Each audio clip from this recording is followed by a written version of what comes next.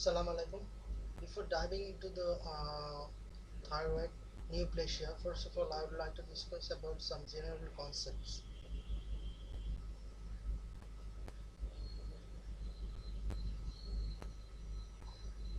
If you do iodine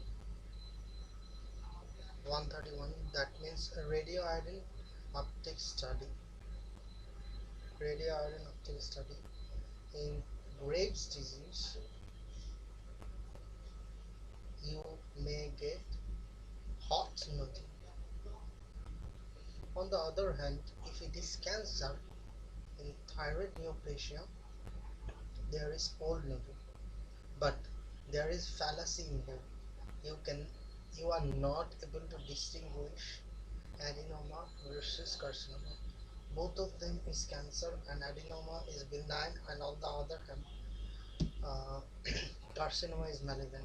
It happens in case of follicular adenoma and follicular carcinoma. This fallacy is related to follicular adenoma versus follicular carcinoma. First of all, follicular adenoma. In follicular adenoma, there is benign proliferation of the follicles surrounded by a fibrous capsule. It's usually non-functional and it's a non-functional and may secrete thyroid hormone.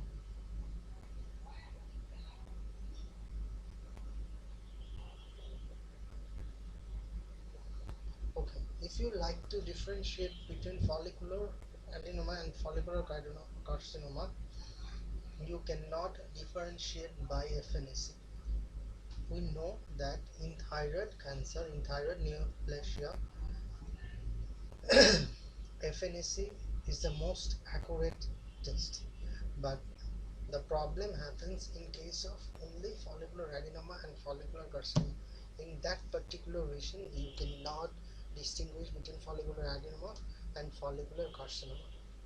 But the rest of the uh, is rest of the can be distinguished by this FNAC. Why we are doing FNAC? Why we are not doing biopsy? Because thyroid is extremely muscular organ. If you start doing biopsy, then there is a huge bleeding, and sometimes it may be unstoppable. That's why we are preferred uh, this FNAC as a kind of confirmatory tool. Now, papillary carcinoma. In papillary carcinoma, there is a mnemonic saying that Papa and Mama adopt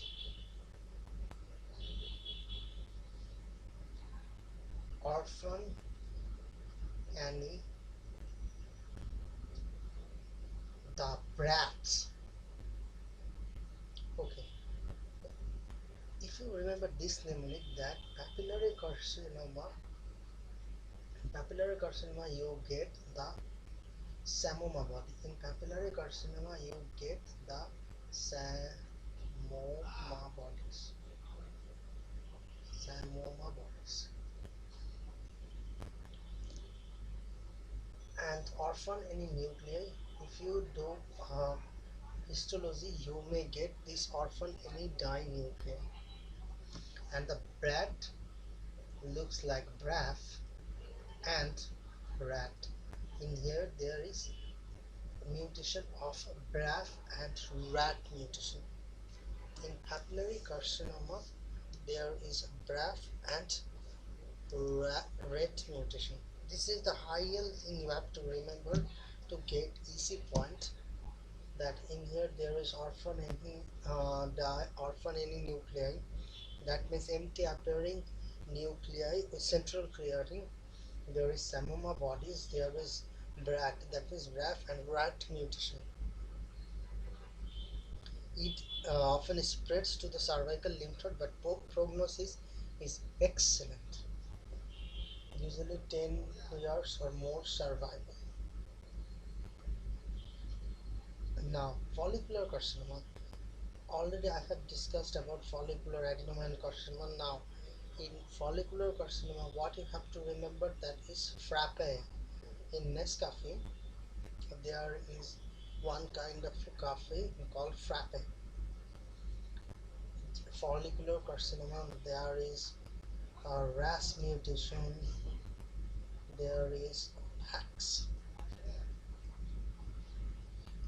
PPAR mutation, there is PAX, PPAR mutation, there is RAS mutation, there is PAX, PPAR mutation, PPAR gamma translation, and it invades the thyroid capsule and vasculature. It invades the thyroid capsule and vasculature,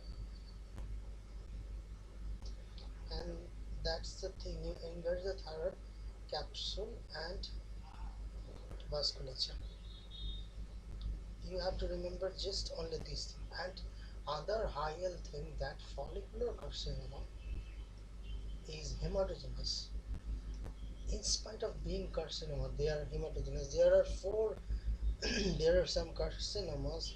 In spite of being carcinoma, normally carcinoma takes the lymphatic route to metastasize, but follicular carcinoma of the thyroid and other renal cell carcinoma, hepatocellular carcinoma, choriocarcinoma, there are other three carcinoma which actually takes the hematogenous route.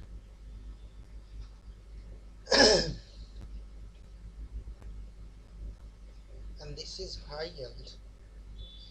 Now, medullary carcinoma.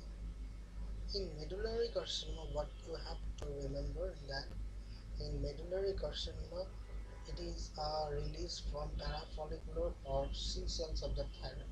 It is parafollicular or C cells of the thyroid. There is Congo. It take Congo red stain, and we know that Congo red stain is taken by the amyloid. So there is uh, sheets of cell in amyloid stroma. Sheets of cell, there is amyloid stroma, and there are other association. It produces calcitonin, parafollicular or C cells of the thyroid. It originates from parafollicular or C cells of the thyroid. It produces calcitonin and Congo red stain, and there is men to a 2B association. In men 2A, that means multiple endocrine neoplasia, there is pheochromocytoma, where you get an episodic headache, episodic hypertension, where you get episodic hypertension, and if you remove the mass, the hypertension goes into pheochromocytoma. There is medullary carcinoma of the thyroid, and there is parathyroid adenoma. In men 2, in men 2B, there is medullary carcinoma of the thyroid, there is pheochromocytoma, but there is men 2B, there is mucosal neuroma, and you have to remember this thing.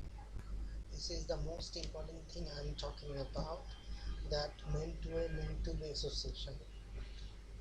Now, the last carcinoma is anaplastic or undifferentiated carcinoma.